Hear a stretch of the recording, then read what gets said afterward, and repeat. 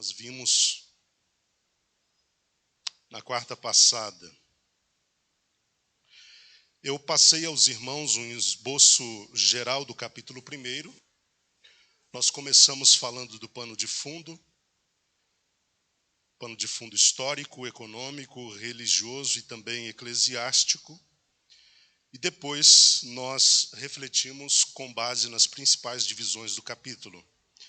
A primeira divisão, do versículo 1 até o versículo 3, onde nós temos a introdução. A segunda divisão, do versículo 4 até o versículo 9, onde nós temos a expressão de gratidão. Versículo 10 até o versículo 17, a terceira divisão, onde Paulo fala sobre a unidade da igreja. E, finalmente, do versículo 18 ao 31, onde Paulo fala sobre o conteúdo escolhido por Deus para a salvação dos homens.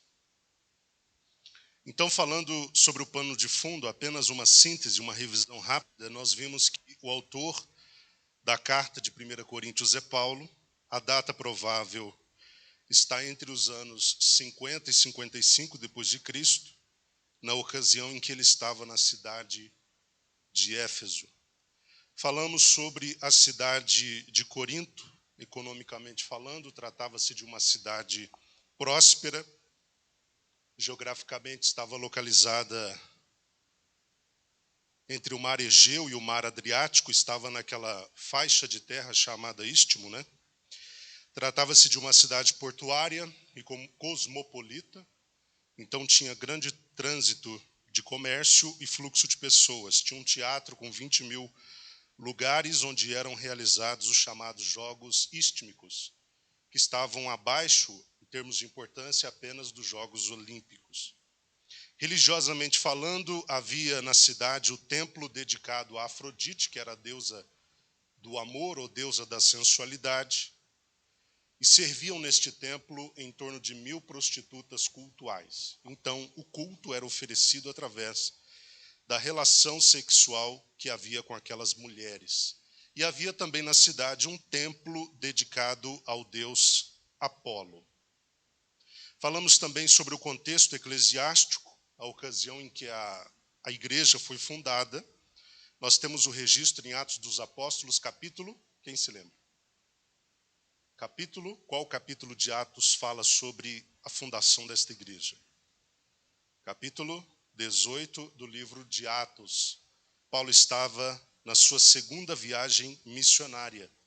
Ele trabalha na cidade ao lado de Priscila e Áquila, aquele casal que havia sido deportado de Roma por um edito de Cláudio. Inicialmente, Paulo trabalha com eles na fabricação de tendas e aos sábados discute com os judeus nas sinagogas. Com a chegada de Silas e Timóteo na cidade, Paulo se dedica exclusivamente à pregação do evangelho. Sofreu forte oposição, foi expulso da sinagoga, começou a ensinar e a pregar o evangelho na casa de um homem chamado Tício, o Justo. Paulo permaneceu em Corinto por 1 ano e 6 meses, e acredita-se que de 5 a 6 anos depois que ele sai de lá, ele escreve as cartas àquela igreja de Corinto. Eu disse também que não foram apenas 2, estima-se que foram em torno de 4 cartas. Esta carta de 1 Coríntios, na verdade, seria a segunda carta de Paulo aos Coríntios, e a segunda carta que nós temos seria a quarta carta. Tá? Mas tanto a primeira quanto a terceira se perderam e não se sabe a razão. Na parte introdutória, nós falamos a respeito da apresentação que Paulo faz de si mesmo. Ele se coloca como apóstolo, e ele diz que por Deus, e segundo, ele diz que para servir a Jesus Cristo. E nós falamos sobre essas 2 preposições. Por indica da parte de quem ele recebeu o chamado, por quem ele foi comissionado, e para indica a função para o que ele foi chamado, para ser apóstolo. Paulo também apresenta o seu companheiro chamado Sóstenes, e Sóstenes talvez seja o mesmo de Atos 18 e 17, aquele que levou uma severa surra, né? Uma severa surra, e que provavelmente acabou se convertendo e agora estava com Paulo. No versículo 2 nós vimos que ele dá o endereçamento da carta, e ele diz que é a igreja de Corinto, e ele chama a igreja de Corinto como a igreja de Deus. Os irmãos se lembram que nós falamos muito sobre isso, para mostrar de quem a igreja era propriedade, é de Deus, a igreja de Deus. E ele também diz que esta igreja que é a de Deus é formada pelos santificados e aqueles convocados para serem santos. E nós falamos sobre esses dois momentos da santificação. A santificação inicial, que se recebe no ato da conversão, pela graça de Deus, e a santificação progressiva, que são os passos seguintes a essa santificação inicial. Paulo os encoraja a prosseguirem sendo santos, porque os demais que professavam o nome de Jesus estavam sendo. No versículo 3, ele faz votos de graça e de paz. Graça caris, que é favor, alegria, virtude, e paz eirene, que é mais do que uma paz de ambiente, é uma paz de espírito, uma paz de alma, apesar do ambiente. Dos versículos 4 ao 9, como nós vimos, ele expressa sua gratidão, sobretudo a Deus, e ele agradece a Deus pela graça que foi dispensada àquela igreja e àqueles crentes que estavam em Corinto, e esta graça se deu em Jesus Cristo. Nele, Jesus, os crentes foram enriquecidos, ou seja, espiritualmente supridos e provisionados, nós falamos muito sobre isso, e receberam também em Cristo a confirmação de um testemunho demonstrado na abundância dos dons que receberam.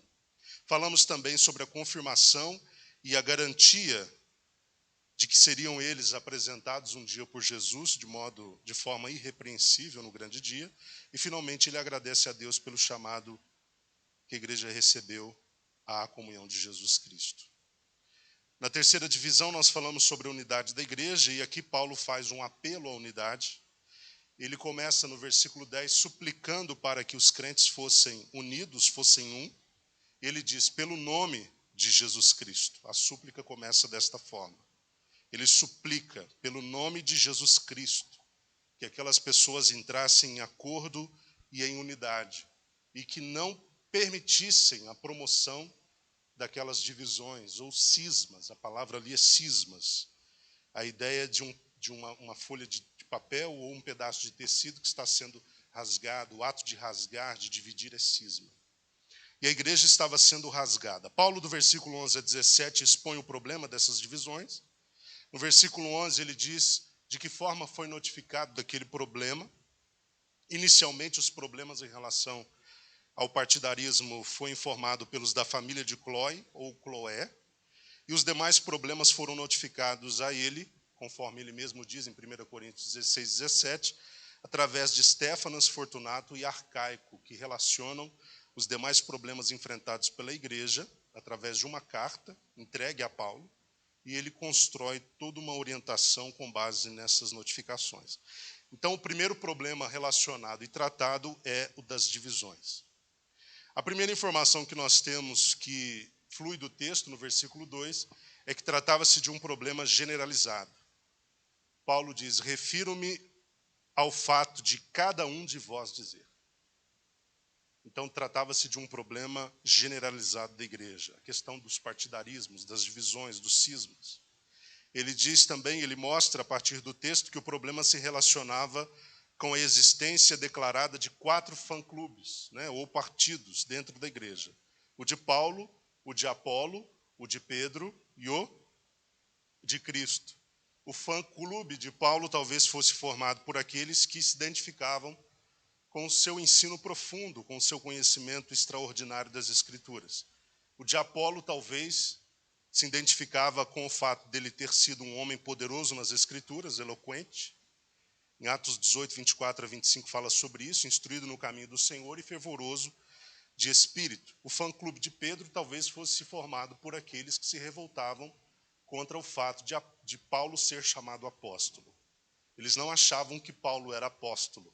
Os apóstolos verdadeiros foram aqueles 12 que caminharam com Jesus. E Paulo não era um apóstolo legítimo, então eles procuravam uma vinculação mais direta com Pedro e não com Paulo. Para nós, o grande apóstolo é Pedro, cabeça da igreja. Ele é uma das autoridades no colégio apostólico e nós não reconhecemos Paulo. Nós somos do fã-clube de Pedro. E havia o quarto grupo partidário, que era o de Cristo. E talvez olhando assim de modo muito desatento, parece ser o grupo correto, mas era tão problemático quanto os demais grupos. E provavelmente esse grupo era formado por aqueles que não queriam se sujeitar à autoridade dos homens. Tá? Nós não temos que nos reportar a Paulo, a Pedro, a Apolo ou a quem quer que seja. Nós somos espirituais, somos de Cristo e nós temos de nos reportar apenas a Cristo. Então, trata-se de um grupo de insubmissos. E provavelmente boa parte dos problemas que a igreja de Corinto enfrentou nasceu no ventre desse grupo. Okay? Paulo, ele mostra por meio de 3 perguntas que todos os grupos estavam errados. Do versículo 3 a 17, nós falamos muito sobre isso. Paulo pergunta, Cristo está dividido? Depois pergunta, foi Paulo crucificado em favor de vós? E a terceira pergunta, fostes porventura batizados em nome de Paulo? Então, com estas 3 perguntas, ele mostra que todos os grupos estavam equivocados. Do versículo 18 até o 31, nós temos o conteúdo escolhido por Deus para a salvação dos homens. No versículo 18, ele diz que o conteúdo é o da mensagem da cruz. E nós vimos muito sobre isso. Os filósofos, eles tentavam usar o seu conhecimento, a sua inteligência adquirida nas academias, nas faculdades, nos bancos de escola, para tentar encontrar um caminho seguro para a verdade e para a vida eterna, quem sabe. Para eles, a mensagem da cruz era loucura. Mesmo assim, Deus decide escolher essa loucura para ser o conteúdo necessário à salvação. Versículo 19, nós vimos que a mensagem da cruz coloca a sabedoria dos homens num patamar muito abaixo. Falamos muito sobre isso. Que a mensagem da cruz, no versículo 20, torna insensata a sabedoria deste mundo. E no versículo 21, que a mensagem da cruz expõe que o homem, em sua sabedoria, jamais pôde conhecer a Deus ou se relacionar com Ele para ser salvo. Versículo 22 a 25, a mensagem da cruz apresenta ao mundo a grande sabedoria de Deus. E essa sabedoria tem nome. Qual o nome dessa sabedoria? Jesus Cristo. Paulo dá nome à sabedoria de Deus. Ela se chama Jesus Cristo. Ele não apenas é a sabedoria de Deus, mas, diz Paulo, é também o poder de Deus. Os judeus buscavam os seus sinais, os gregos o seu conhecimento e sabedoria, mas nós que fomos chamados, diz Paulo, pregamos a verdadeira sabedoria e poder de Deus capaz de salvar a todos.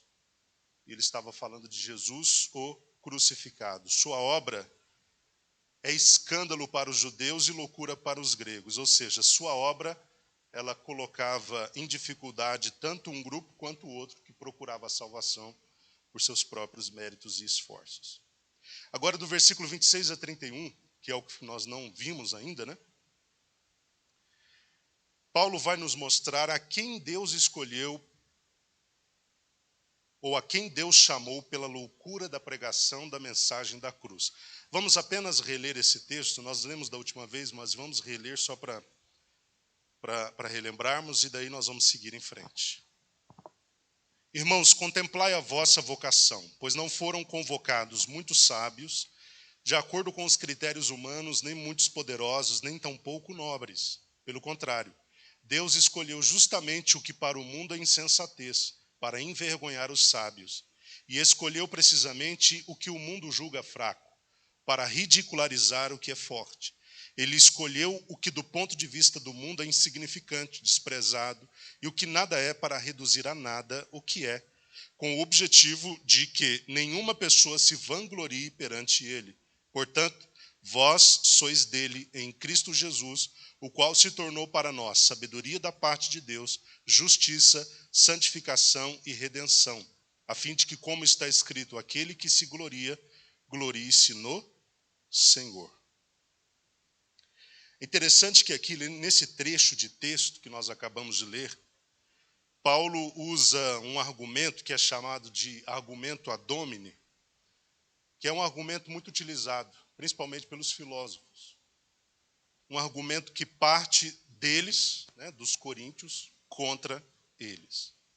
E Paulo diz, como vimos no versículo 26, que Deus não chamou os mais qualificados na perspectiva do mundo. Quem Deus vocacionou para a salvação? Quem Deus chamou para ser salvo? Os sábios entendidos de acordo com os critérios do mundo? Não. E Paulo diz que não foram chamados muitos. Primeiro, segundo a carne. Ou seja, não foram chamados para a salvação pessoas necessariamente inteligentes e instruídas no conhecimento e nas letras de modo geral. Também não foram chamados muitos poderosos. É o que está no texto aí. Pessoas de autoridade, de influência, de poder político, econômico na sociedade. Agora, é óbvio que Paulo não está dizendo que a salvação não alcança estas pessoas. Ele está dizendo que Deus, quando resolveu salvar os homens e revelar o grande mistério, daqui a pouco nós vamos falar sobre ele acessibilizou esse conhecimento, o acesso a essa sabedoria e a esta salvação a todos indistintamente. A começar pelo mais simples. Na quarta-feira passada eu disse aos irmãos que se a gente usar a razão e o raciocínio, nós perceberemos que a salvação é um caminho muito mais fácil para o simples do que para o não simples. Porque o simples, ele se dobra diante daquilo que Deus propõe e oferece. O não simples, que fica se escorando e se apoiando no seu próprio conhecimento, ele rejeita o método, o conteúdo, a mensagem que Deus propôs, porque ele quer racionalizar aquilo. E quando ele racionaliza, ele percebe que trata-se de uma aparente grande loucura. O simples não. Deus proveu este caminho, eu aceito. Deus estabeleceu esta pessoa para ser o Salvador dos homens, que é Jesus Cristo, eu aceito. Eu não posso por mim mesmo.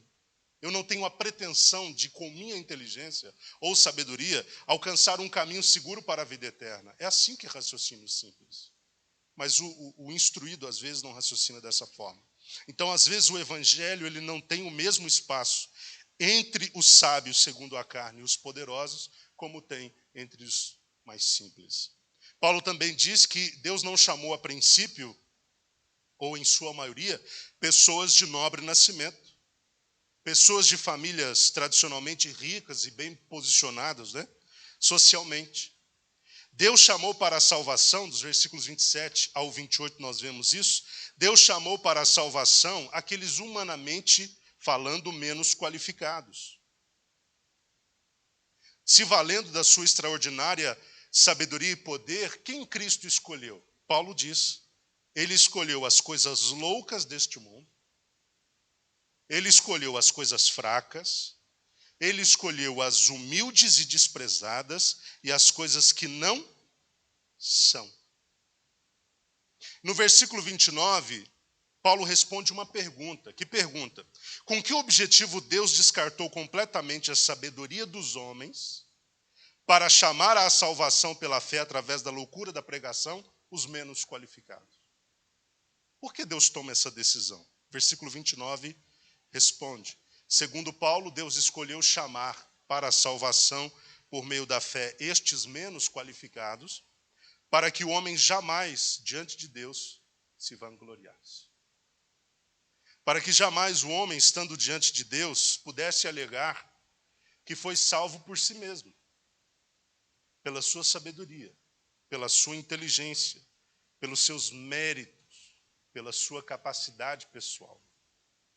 Então Deus escolhe estes que não são justamente para que um dia diante dele ninguém se vanglorie de ter sido salvo por si próprio. Agora, a outra beleza que nós temos do evangelho apresentado e da salvação disponível é que, como eu disse, ela alcança a todos indistintamente. A filosofia, ela não estava ao alcance de todos. O conhecimento que se podia apreender nas academias, nas universidades, nas faculdades, não era acessível a todo mundo. Os mais simples não chegavam a esse lugar de conhecimento. Mas quando Deus oferece a palavra do Evangelho, Ele traz, como eu disse, boas notícias que vão desde aquele mais pobre, mais simples, até o mais instruído. Por isso que a sabedoria de Deus coloca a sabedoria dos homens num lugar ínfimo, pequeno, desprezível. Porque a sabedoria dos homens, apesar de ostentar muita beleza, opulência, capacidade, não tinha sido capaz de acessibilizar tudo isso a quem era menos favorecido, a quem não era nada, a quem era humanamente desqualificado.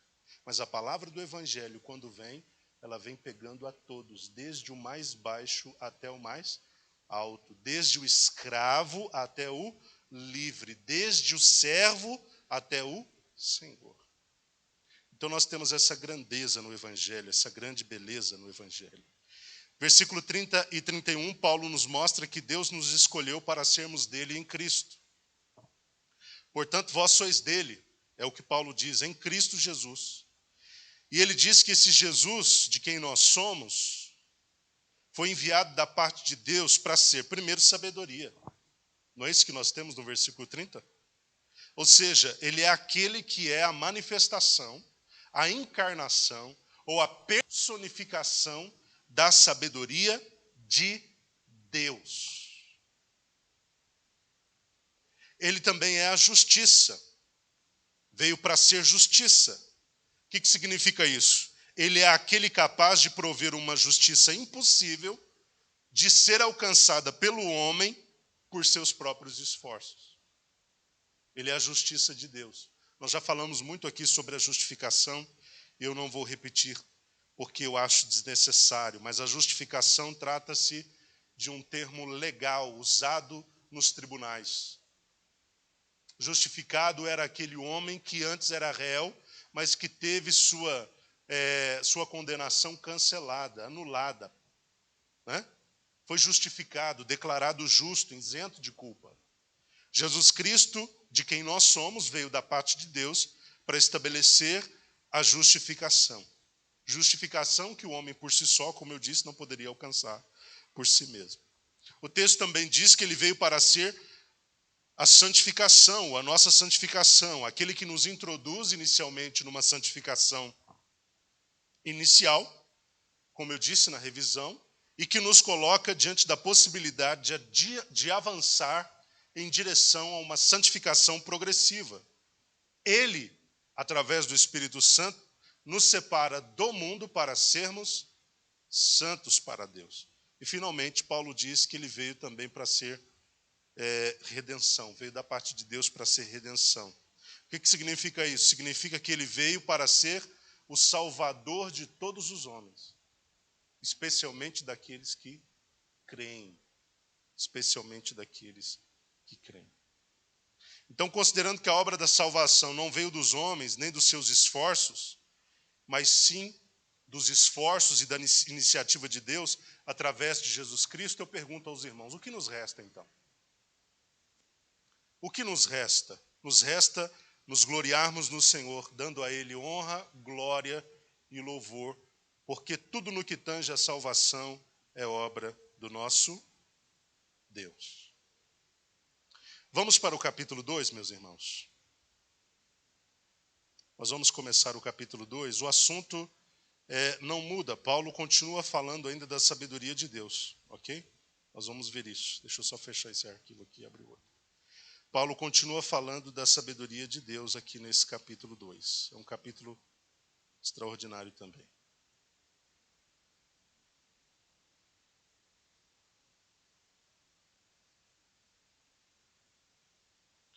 Nós vamos ler os 5 primeiros versículos. Depois nós vamos comentar. Eu propus aqui 2 divisões para esse capítulo 2. Vamos ler os 5 primeiros versículos, onde está a primeira divisão. Paulo fala do método, do seu método, né, na pregação do Evangelho. E a segunda divisão, do versículo 6 a 16, ele apresenta o conteúdo central da sua mensagem. Versículos 1 a 5. Eu mesmo, irmãos, quando me dirigi até vós, não fui apenas com um discurso eloquente, nem ostentando sabedoria, para vos anunciar o testemunho de Deus. Porquanto decidi nada saber entre vós, a não ser Jesus Cristo e este crucificado. E foi sob fraqueza, temor e grande tremor que estive entre vós. Minha mensagem e minha proclamação não se formaram de palavras persuasivas de conhecimento, mas constituíram-se em demonstração do poder do Espírito, para que a vossa fé não se fundamente em sabedoria humana, mas no poder de Deus.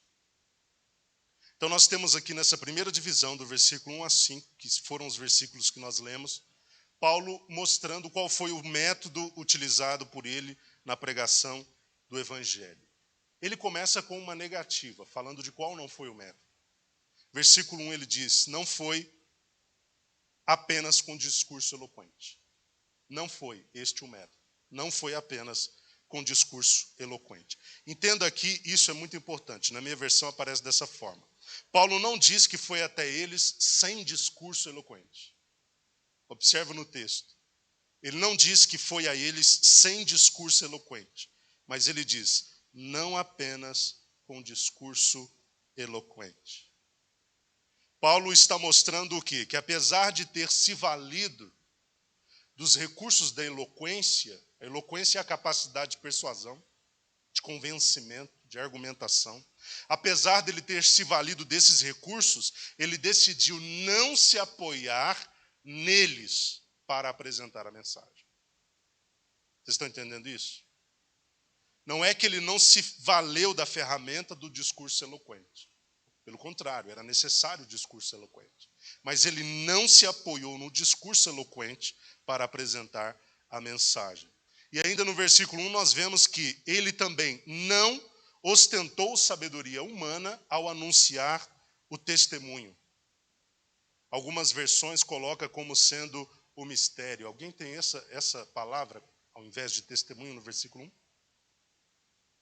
As versões revisadas que estão saindo agora por último traz mistério e não testemunho.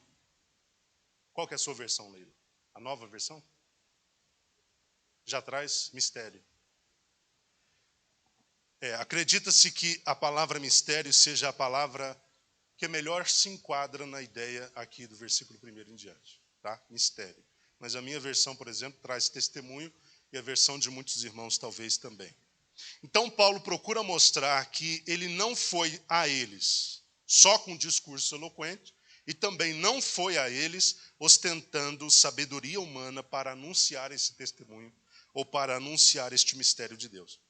Paulo não foi, isso aqui é importante nós entendermos, não foi a eles ostentando sabedoria humana, porque isso era comum entre os sofistas. Eu falei sobre eles aqui na quarta passada. Quem eram os sofistas? Eram filósofos itinerantes. Eles andavam pelas cidades e chegavam numa determinada cidade e levantavam uma determinada bandeira filosófica. E eles eram pessoas altamente treinadas na arte da retórica, na arte da oratória. E eles procuravam expor o seu pensamento filosófico e, a partir da exposição deles, conseguir o máximo de adeptos possível. Então as pessoas tinham o costume de se reunir para ouvir os sofistas exporem o seu pensamento filosófico. Ao final, as pessoas tinham a autonomia para decidir se iria aderir àquele pensamento ou não. Isso justifica, não é justifica, explica os partidarismos dentro da igreja. Porque aqueles que vieram do mundo estavam habituados a essa cultura onde você poderia aderir a determinadas personalidades, a determinados pensadores. Se você se identificasse melhor com o discurso de A, você ficava com A. Se você se identificasse melhor com o B, ficava com o B. Então eles vieram com essa cultura partidária. Tá? Isso gerou divisões dentro da igreja. E Paulo procura instruí-los de que dentro da igreja isso não cabe. Não cabe nem o partidarismo, nem o culto à personalidade. O que cabe é Cristo, ele é o centro. Não os homens são o centro. Não os líderes são o centro. Não é Paulo, Apolo, Pedro. É Cristo o centro. Ele é a sabedoria de Deus. Ok? Queria falar, gente?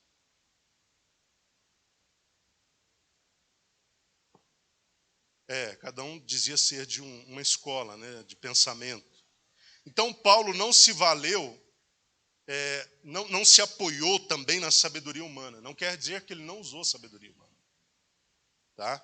Num primeiro momento, nós dissemos aqui que ele não se apoiou no discurso eloquente, o que não significa que ele não tenha usado o discurso eloquente.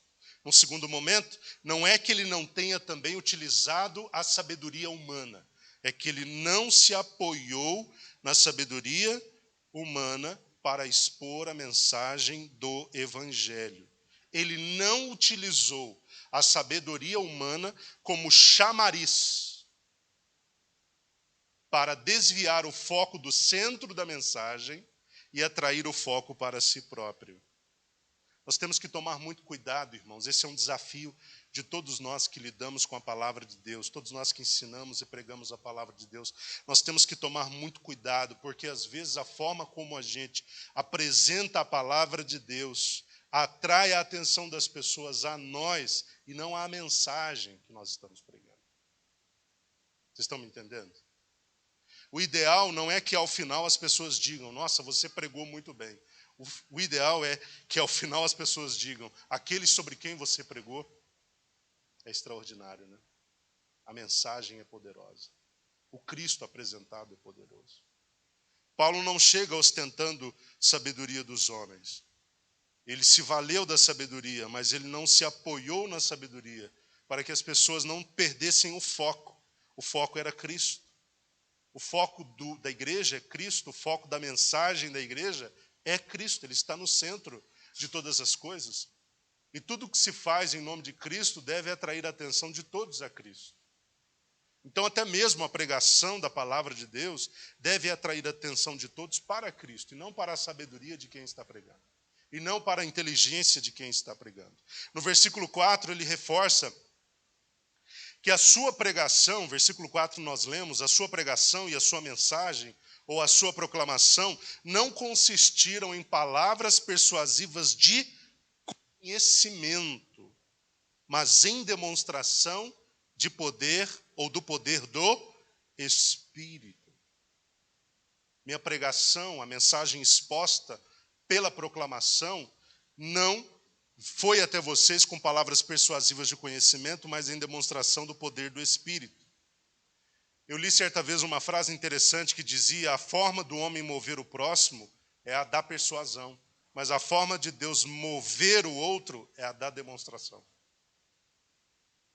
Deus procura, através da pregação da sua palavra, demonstrar que toda ela é verdade. Que tudo aquilo que ela explicita é verdade. Então, Paulo, ele utiliza o método da demonstração para mostrar a todos que a palavra que ele estava anunciando, a palavra do Evangelho, era a palavra da verdade. E o propósito dele demonstrar o Evangelho pelo poder do Espírito, ele explica qual foi o propósito. Versículo 5. Para que a fé deles não se apoiasse na sabedoria humana, mas no poder de Deus. Ou seja, para que a fé deles nunca dependesse do raciocínio ou da lógica. Tinha que se apoiar no poder de Deus. No versículo 2, Paulo decidiu depender de Deus para dar o testemunho do Evangelho e não depender de si mesmo. Ele diz: decidi nada saber entre vós. Paulo não está dizendo que quando chega na cidade para conversar ou para expor o Evangelho àqueles habitantes, que ele simplesmente esqueceu de tudo que sabia. Que ele teve uma amnésia e deixou de lado todo o conhecimento que ele tinha absorvido ao longo da vida. O que ele está dizendo é que quando ele chegou naquela cidade, ele decidiu não depender deste conhecimento, mas de Deus. Porque Deus iria encaminhar a sua mensagem da melhor forma para que ela pudesse ser assertiva. Talvez se Paulo tentasse usar a sua capacidade pessoal, a mensagem não tinha sido tão poderosa. O Evangelho não tinha sido tão bem pregado. Por essa razão ele diz: decidi nada saber entre vós. No versículo 3 ele diz que foi até eles numa condição de fraqueza, temor e tremor. São expressões que colaboram com esse raciocínio que nós estamos fazendo. Não foi até eles na própria força ou numa autossuficiência. Foi até eles em absoluta dependência de Deus, ciente da sua responsabilidade e ciente das suas limitações. Paulo também decide focar não apenas no conteúdo primaz e central do Evangelho. Melhor, repito, corrigir a frase aqui.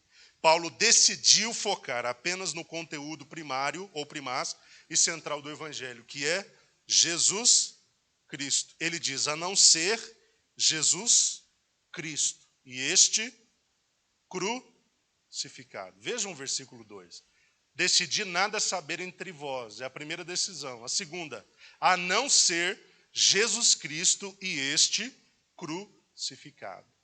Ele decidiu focar na pessoa de Jesus Cristo. Ele é o primeiro e é o centro do evangelho. O ponto central da mensagem que Paulo estava pregando era Cristo. Qual Cristo? Aquele que fora crucificado. Tá? O objetivo, o propósito primeiro da pregação de Paulo não era demonstrar uma performance pessoal, um conhecimento humano altamente elevado. O propósito primeiro da pregação de Paulo era apresentar o Cristo do Evangelho, aquele crucificado. Aquele que foi morto na cruz, crucificado na cruz, para a salvação de todos aqueles que creem. Pode falar.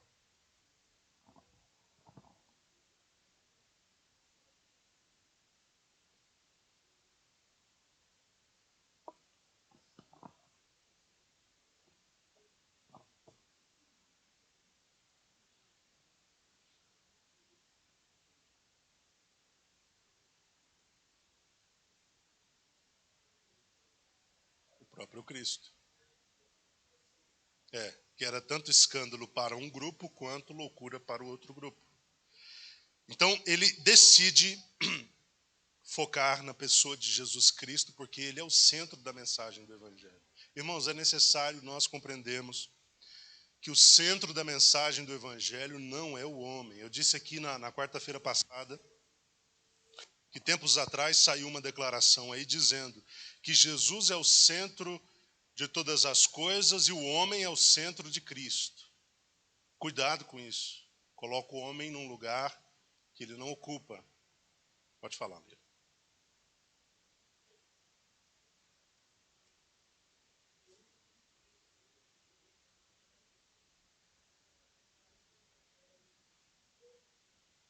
Isso. Exatamente. Exatamente. Isso é altamente perigoso e, sobretudo, antibíblico. O centro de todas as coisas, da igreja, da mensagem do evangelho, do universo, de tudo, é Jesus Cristo. Ok? Porque se a gente começa a colocar o homem no centro, ele vai ficando muito mimadinho, né? E Deus tem que trabalhar para ficar satisfazendo os seus caprichos. E se Deus não trabalhar para fazer os caprichos dele, ele diz, não quero mais o Senhor. Sai que nem um filho, vira as costas pisando duro. Não é verdade? O homem tem que saber que, apesar dele ter um elevado valor, ele não está no centro. Cristo está no centro e todas as coisas gravitam no entorno de Cristo. A segunda divisão nós temos do versículo 6 até o 16. E aqui Paulo vai falar sobre o conteúdo central da mensagem que ele apresentou aos coríntios. Vamos ler esse trecho todo e a gente vai comentar. Contudo, falamos de sabedoria entre aqueles que já têm maturidade. Não me refiro, entretanto, à sabedoria desta era ou dos poderosos deste século, que estão sendo reduzidos a nada. Ao contrário, falamos da sabedoria de Deus, do mistério que estava oculto, o qual Deus pré-ordenou antes da origem das eras para a nossa glória. Nenhum dos governadores desta era compreendeu essa sabedoria, pois se a tivessem entendido, não teriam crucificado o Senhor da glória. No entanto, como está escrito, olho algum jamais viu, ouvido algum nunca ouviu, e mente nenhuma imaginou o que Deus predispôs para aqueles que o amam. Deus, todavia, o revelou a nós por intermédio do Espírito, porquanto o Espírito a tudo investiga, até mesmo as profundezas de Deus. Pois quem conhece os pensamentos do ser humano, a não ser o espírito do homem que nele reside? Assim, igualmente, ninguém conhece os pensamentos de Deus, a não ser o Espírito de Deus. Nós, entretanto, não recebemos o Espírito do mundo, mas sim o Espírito que vem de Deus, a fim de que possamos compreender o que, por Deus, nos foi outorgado gratuitamente. Sobre isso também pregamos, não com palavras ensinadas pelo saber humano, mas sim com palavras ministradas pelo Espírito, interpretando verdades espirituais para os que são espirituais.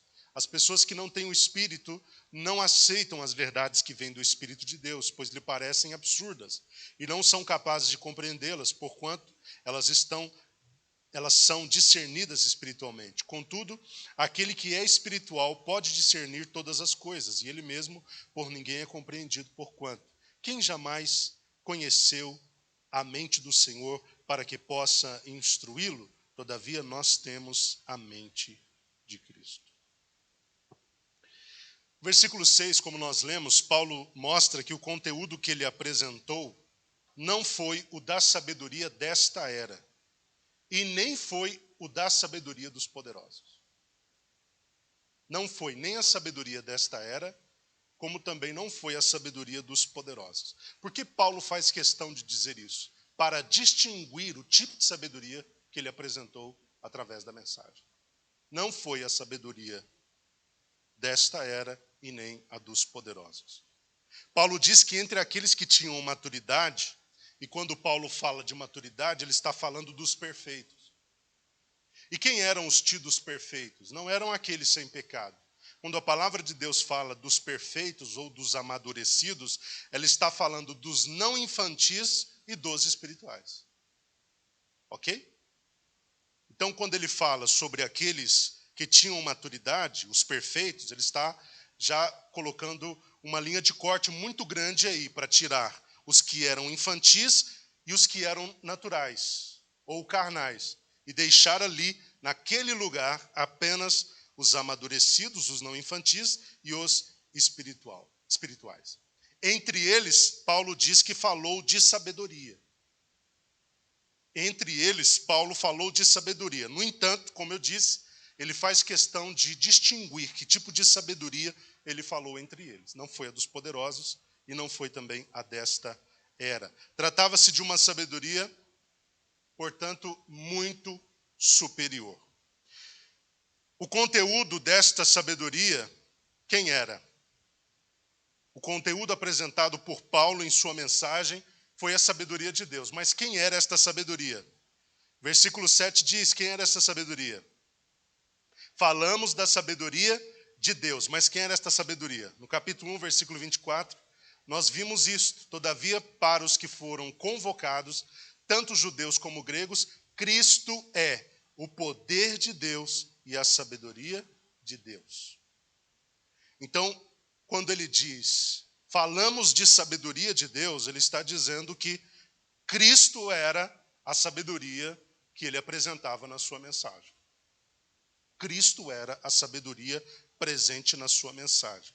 Versículo 7, ainda ele diz que esta sabedoria compunha né, o conteúdo da mensagem, como nós lemos aqui. Falamos da sabedoria de Deus. Agora eu quero chamar a atenção dos irmãos para o verbo falar, que aparece aqui no versículo 7 e no versículo 13, como lemos. Aparece no plural. Falamos. Perceberam isso? Versículo 7. Falamos da sabedoria de Deus. Versículo 13.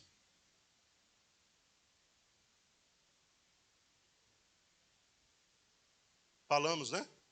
É porque na minha versão aparece pregamos. Mas falamos, tanto no versículo 7 quanto no versículo 13.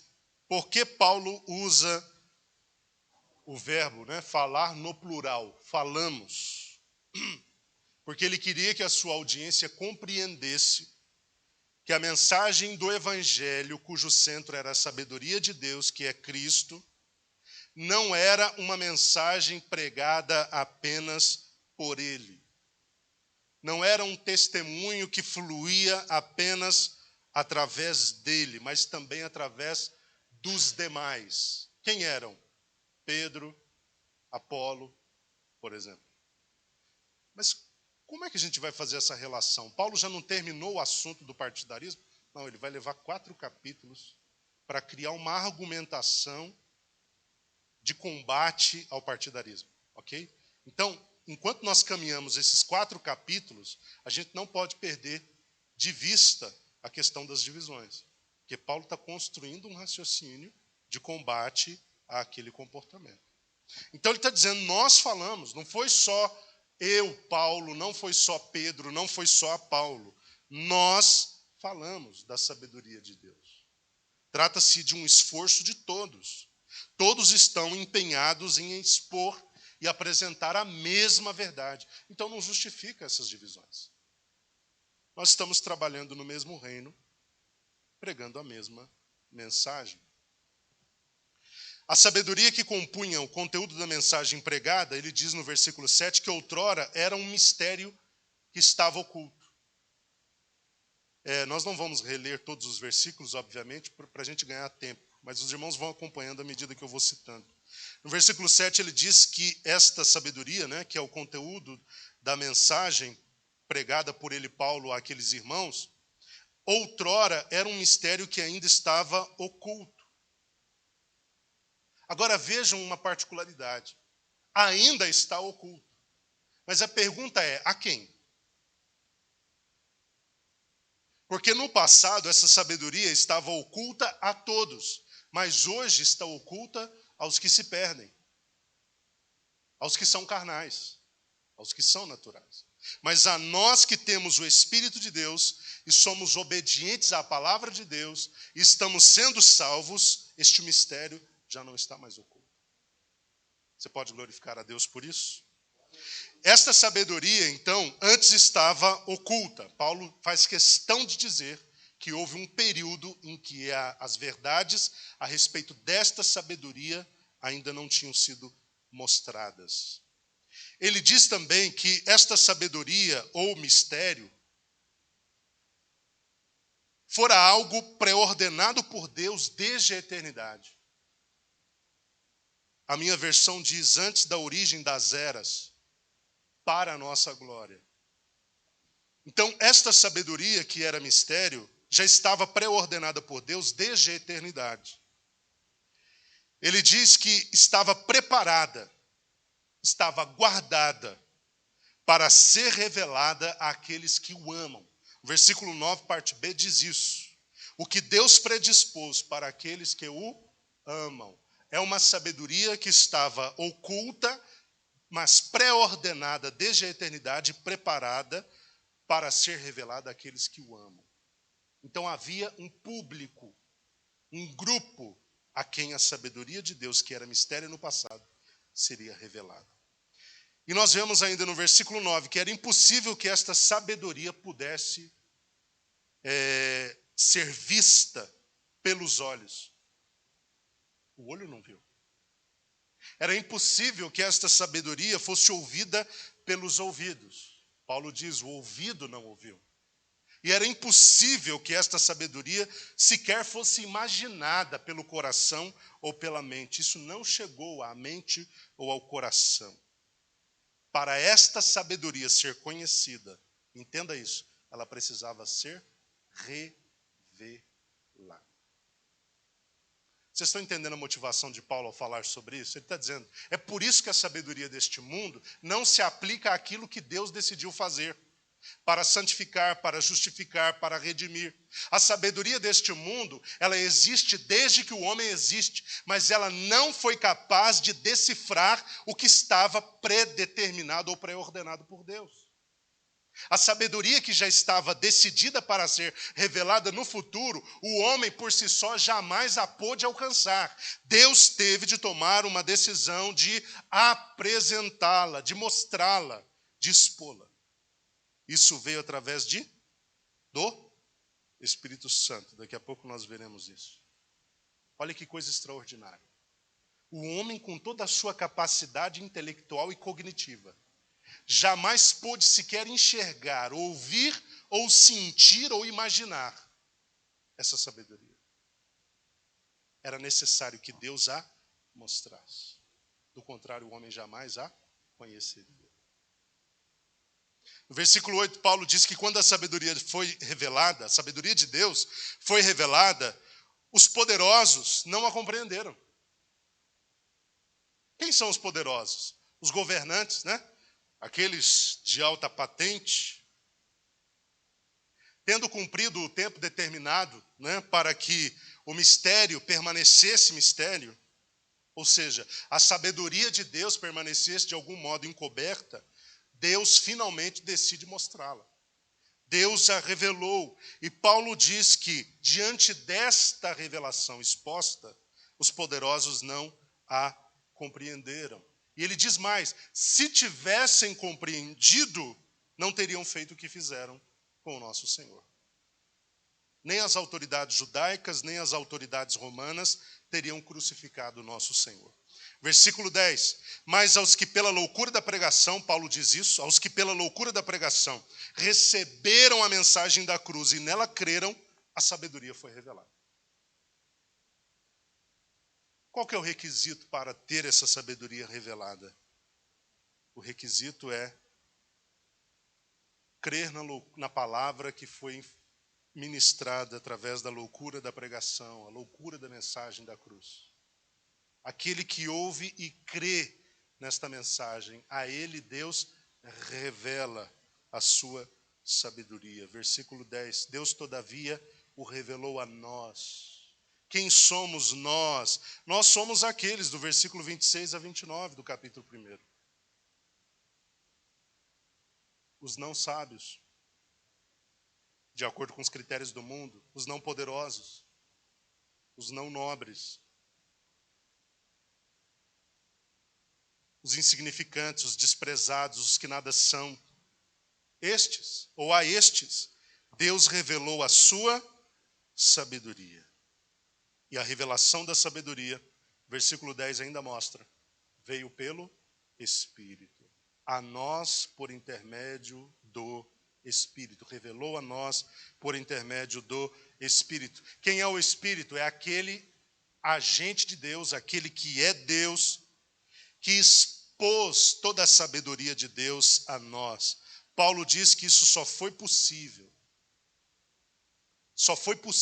o Espírito revelar este grande mistério, que é o da sabedoria de Deus, porque o Espírito a tudo investiga, até mesmo as profundezas de Deus.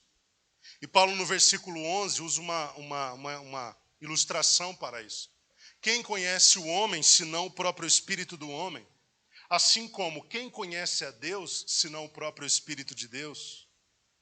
O Espírito de Deus conhece, investiga, vasculha, esquadrinha todos os pensamentos de Deus, bem como todos os propósitos de Deus. E se o Espírito Santo conhece os pensamentos, os propósitos de Deus e os esquadrinha, quem melhor do que Ele para revelá-lo a nós?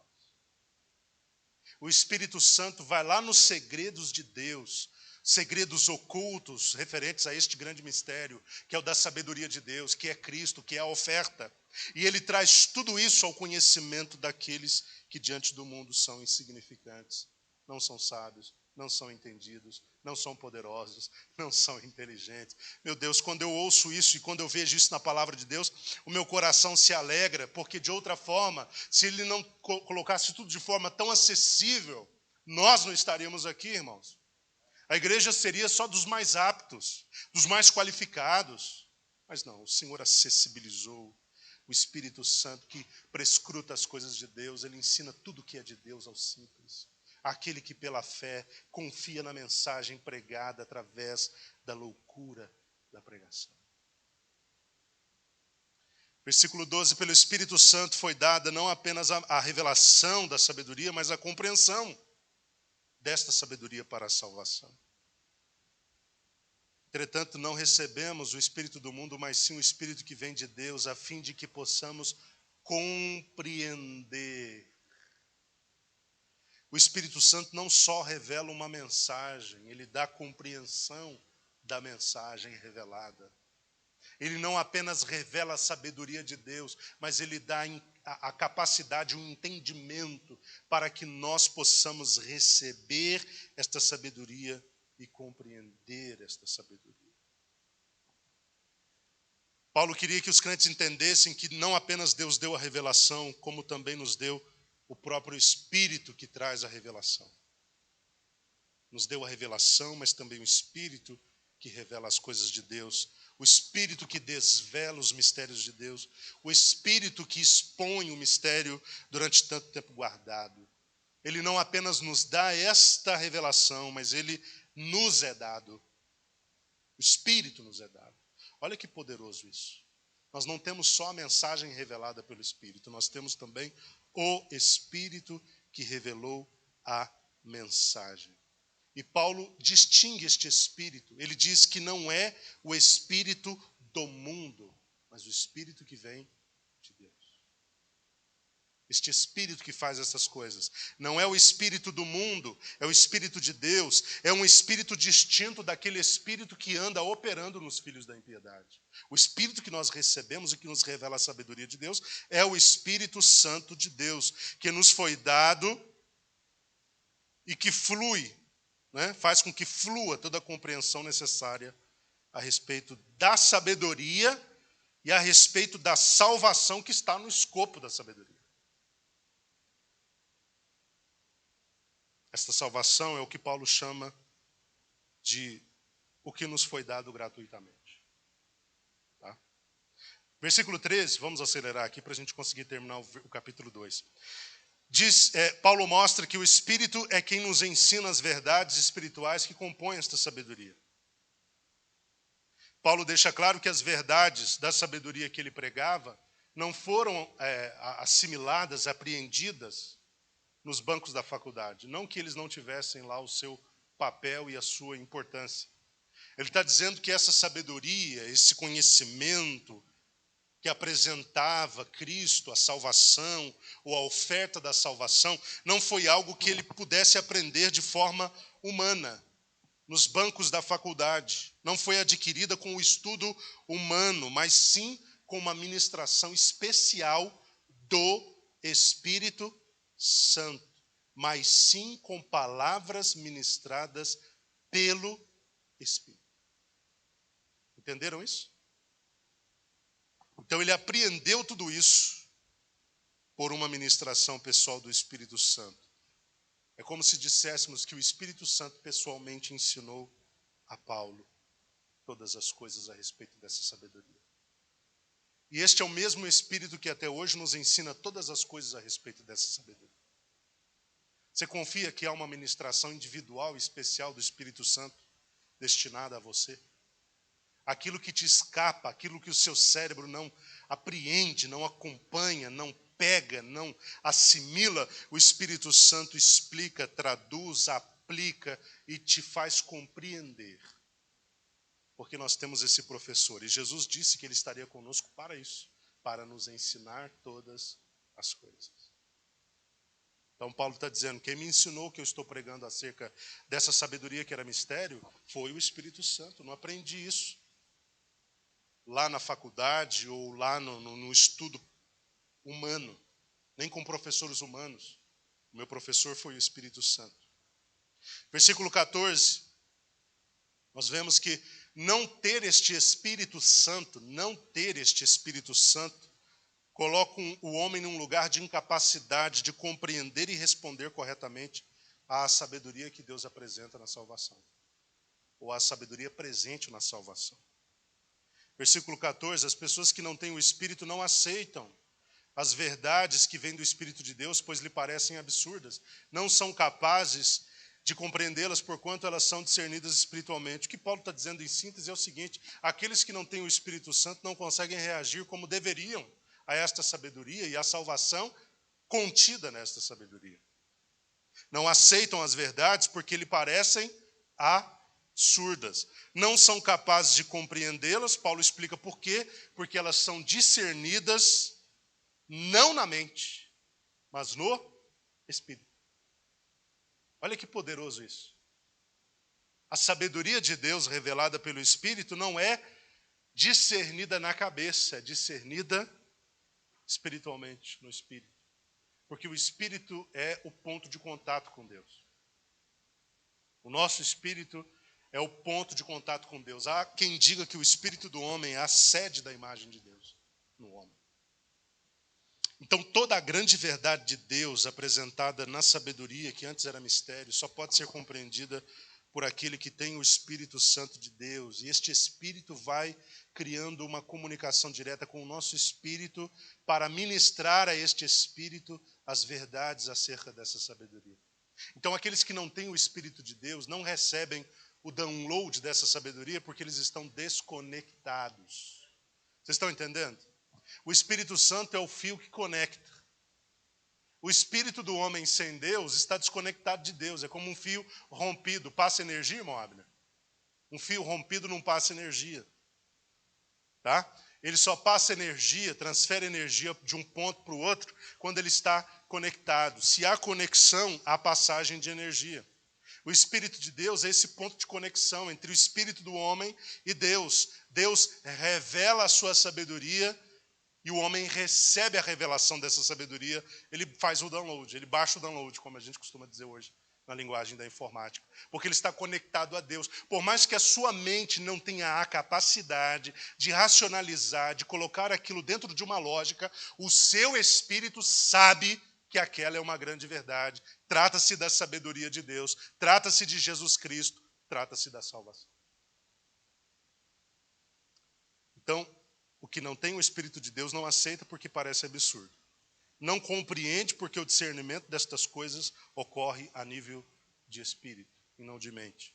E estas verdades só podem ser aceitas e compreendidas por quem é espiritual. Por quem é espiritual e por quem não é infantil. Tá? Por quem é espiritual e por quem não é infantil. Porque até mesmo para aquele que é menino na fé, é difícil assimilar essas coisas. Paulo, como eu disse, ele coloca uma linha de corte. Vocês se lembram quando ele fala que falou sobre sabedoria entre os maduros? Ele colocou uma linha de corte. Eu falei de sabedoria entre aqueles que não são nem infantis e que não são carnais. Estes são capazes de compreender a sabedoria de Deus. Tem uma frase de Moody que diz assim. Escute só a frase, eu vou ler ela inteira, uma frase pequena. Ouvidos humanos não percebem a alta frequência das ondas do rádio. Homens surdos não são capazes de servirem como juízes em concursos de música. Homens cegos não podem desfrutar da beleza dos cenários. E os que não são salvos são incompetentes para julgar as coisas espirituais, as verdades práticas mais importantes. Então, todas as coisas de Deus são discernidas pelos espirituais. Nunca pelos carnais, nunca pelos infantis. Os espirituais são quem? Aqueles que têm o Espírito de Deus, uma mente voltada para a de Cristo. Aqueles que têm o Espírito de Deus, baixaram um download, agora tem uma mente que é a mente de Cristo. E a mente de Cristo que veio junto com os arquivos, dá a ele condição de compreender a mente do Senhor. Isso é extraordinário, não é, irmãos? Coloca ele em um ponto de contato com a própria mente de Deus, onde ele começa a entender o que é possível da mente do Senhor. Ele recebe o Espírito de Deus, recebe a mente de Cristo, recebe a capacidade de conhecer a mente do Senhor. Quem jamais conheceu a mente do Senhor para que possa instruí-lo? Todavia nós temos a mente de Cristo. Esta mente não nos dá condições de compreender a mente toda do Senhor, mas ela nos dá condições de compreender a mente de Cristo, ou de termos sinalizados em nós quais são os pensamentos de Cristo e as suas vontades, e consequentemente as vontades e os pensamentos de Deus. Porque tanto Cristo quanto Deus, quanto o Espírito Santo, caminham em unidade de pensamento e de mente. Amém, meus irmãos? Semana que vem nós vamos para o capítulo 3. É óbvio que se a gente fosse trazer uma aplicação aqui de cada trecho, de cada divisão, de cada versículo, seria um pouco mais extenso, porque os irmãos estão vendo a riqueza que nós temos aqui. Então, o ideal seria mesmo que a gente pegasse cada ponto e aplicasse, contextualizasse, trouxesse tudo para os nossos dias. Mas eu estou pelo menos, como nós sempre temos feito aqui nas quartas-feiras, nós temos pelo menos colocado o caminho para os irmãos percorrerem quando necessário. Tá? E pegue isso e procure identificar como isso se aplica nos seus dias, como isso tem acontecido nos seus dias, porque o mesmo problema da igreja de Corinto é o problema da igreja hoje, de muitas igrejas. Tá? As instruções de Paulo a eles é as instruções de Paulo a nós. Então, cabe a nós avaliarmos tudo o que Paulo está colocando e aplicar isso da melhor forma possível. Então, nós estamos apenas, com estes estudos de quarta-feira, nós estamos apenas fazendo um voo panorâmico. Apenas um voo panorâmico, para você saber o que há de verdade e de beleza na palavra de Deus, em cada texto. E aí você pode fazer o voo mais assertivo, né? E aterrissar em alguns desses pontos e crescer no conhecimento desses pontos, individualmente falando. Que Deus abençoe os irmãos. Quarta-feira que vem nós vamos então para o capítulo 3.